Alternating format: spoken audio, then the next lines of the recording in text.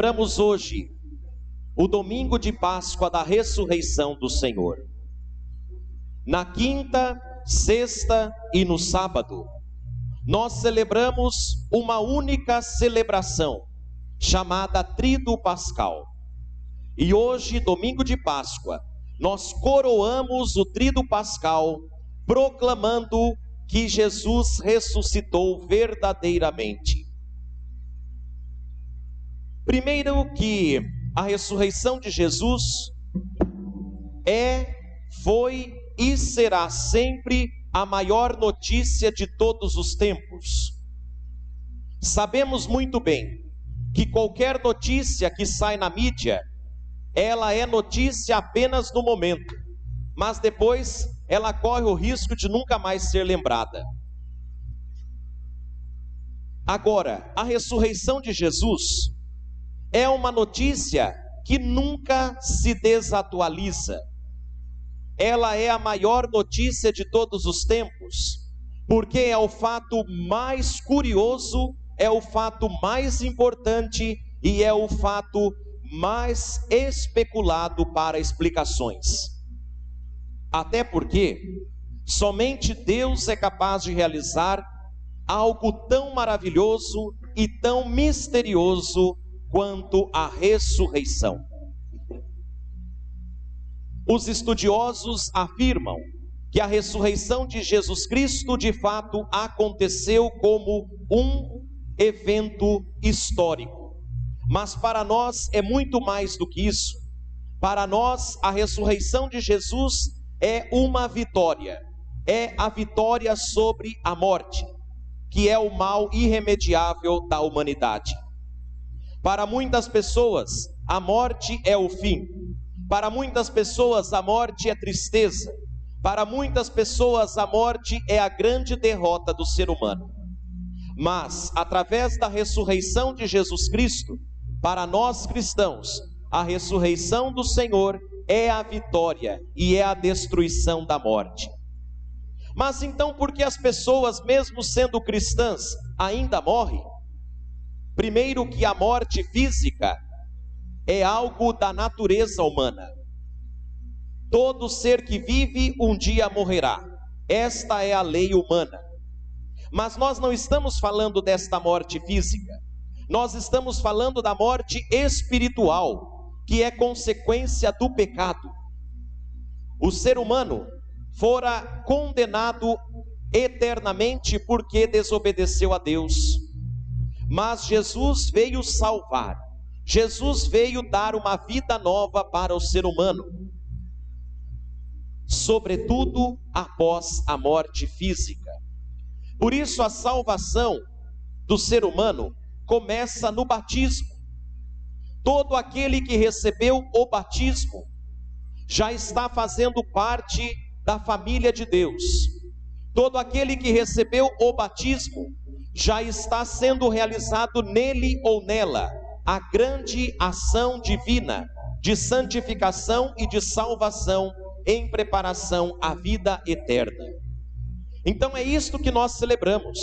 Nós celebramos a vitória de Jesus Cristo, que assumiu a nossa humanidade e lá na cruz assumiu nossos pecados, apagou nossos pecados com o seu sangue e depois de sepultado, ressuscitou dos mortos.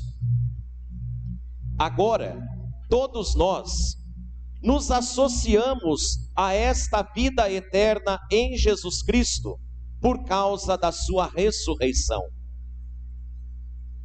Todos nós temos agora a semente da eternidade que está germinando na nossa vida, na nossa alma, no nosso coração.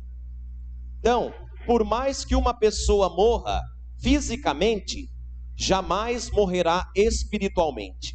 A sua alma é eterna. A sua alma também será glorificada.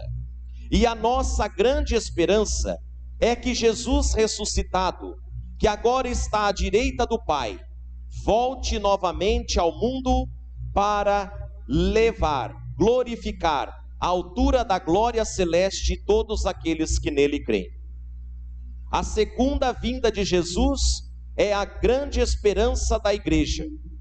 Todas as vezes que nós celebramos a Eucaristia, nós estamos anunciando que Jesus morreu e ressuscitou, mas nós também estamos aguardando a sua segunda vinda. Por isso que depois da consagração do pão e do vinho, em corpo e sangue do Senhor, nós dizemos: vinde, Senhor Jesus. Nós estamos dizendo: Maranatá, vem, Senhor Jesus.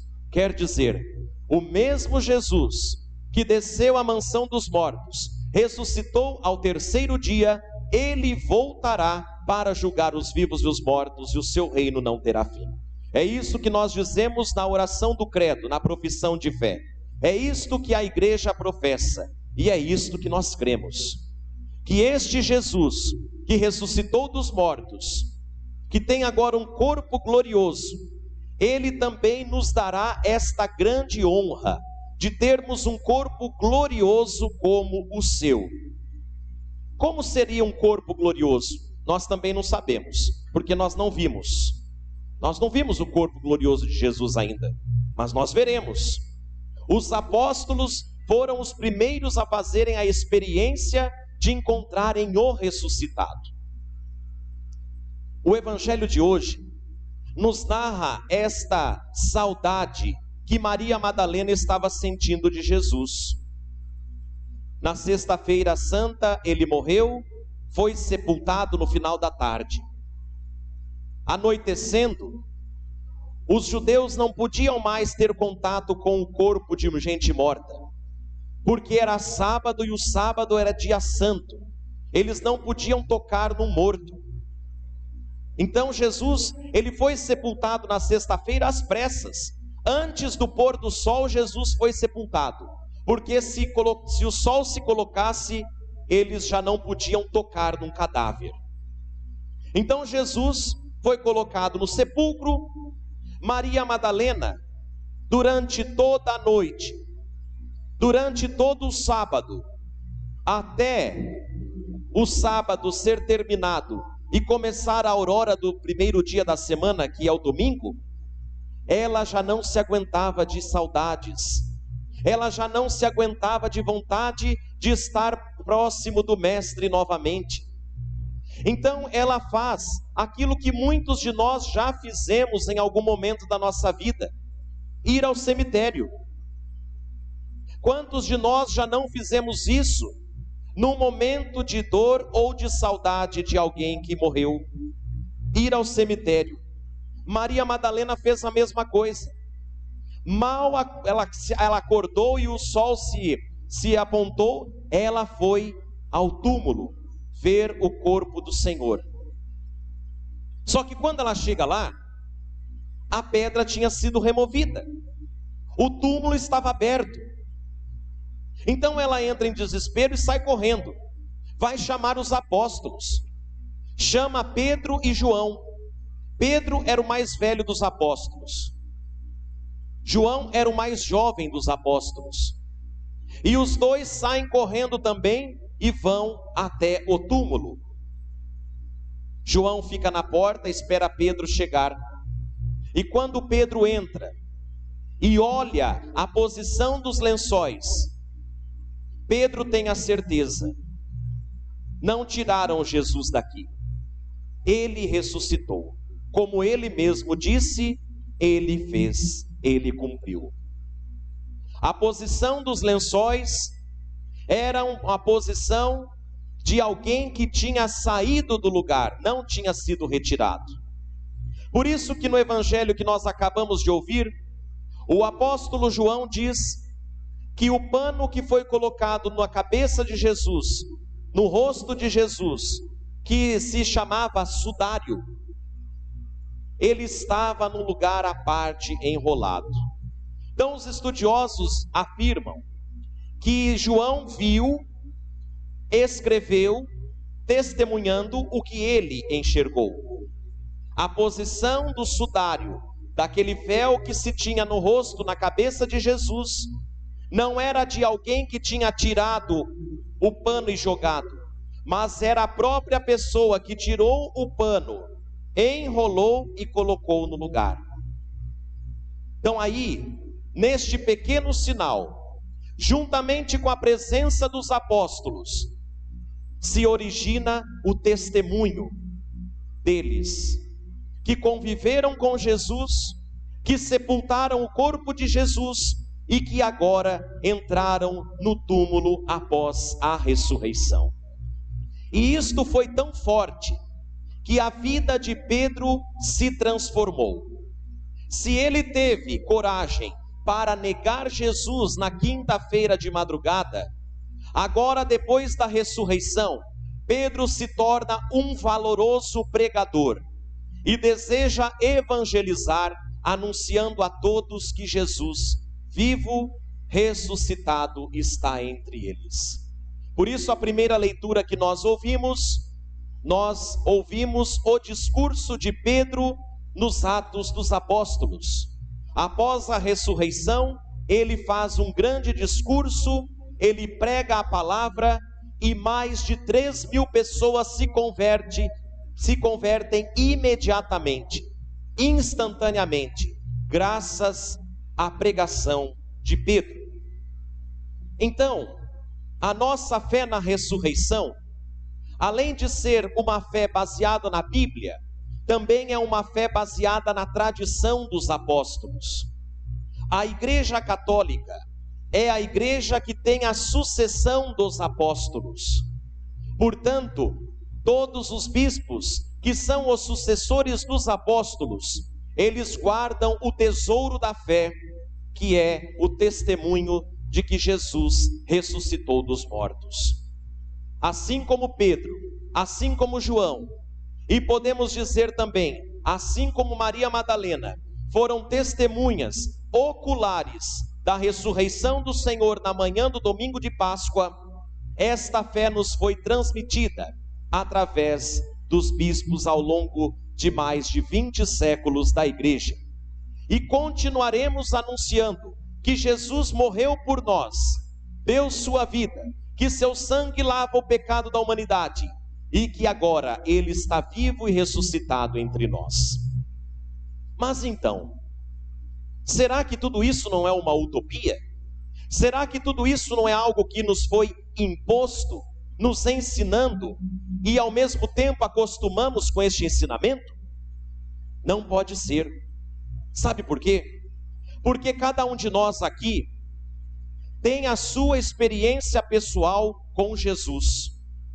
Cada um de nós aqui tem a sua particularidade, a sua vivência pessoal com Jesus ressuscitado.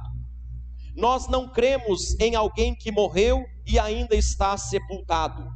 Nós cremos em alguém que morreu e que venceu a morte.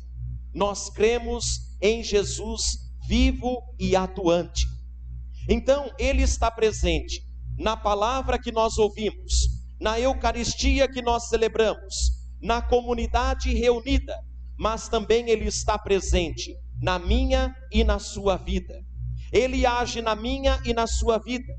E todos nós temos estas experiências pessoais que nos levam a crermos naquilo que o Senhor hoje nos diz pela palavra. Meu irmão, minha irmã, você não acredita em Jesus ressuscitado porque apenas te disseram. Você acredita porque você, no seu dia a dia, faz a sua experiência pessoal com Ele. Sim ou não? Sim. Senão a nossa fé não teria sentido. Senão a nossa fé seria superficial. E se Ele não tivesse ressuscitado, não teria nada sentido do que nós fazemos, do que nós rezamos, do que nós celebramos, muito menos o sentido de Semana Santa.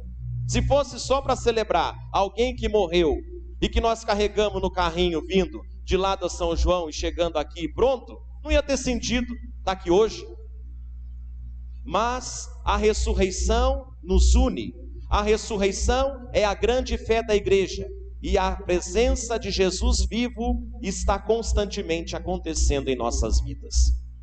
Então hoje, ouvindo todas estas maravilhas na celebração do domingo de Páscoa, recordamos aquilo que o apóstolo Paulo acaba de nos dizer na segunda leitura, quando ele fala aos Colossenses: irmãos, Cristo ressuscitou dos mortos, pelo batismo deu uma vida nova para vocês. Agora buscai as coisas do alto, onde está o Senhor e onde um dia nós também estaremos. Celebrar a ressurreição dos mortos é celebrar a vitória de Cristo, e celebrar a vitória de Cristo é celebrar a nossa vida, que também é imortal. Então, que Jesus nos ajude, que Ele nos abençoe, que Ele nos fortaleça e que Ele reavive dentro do nosso coração esta certeza: Ele está vivo, Ele nos ama, Ele está no meio de nós. Por Cristo nosso Senhor. Amém. Digamos juntos.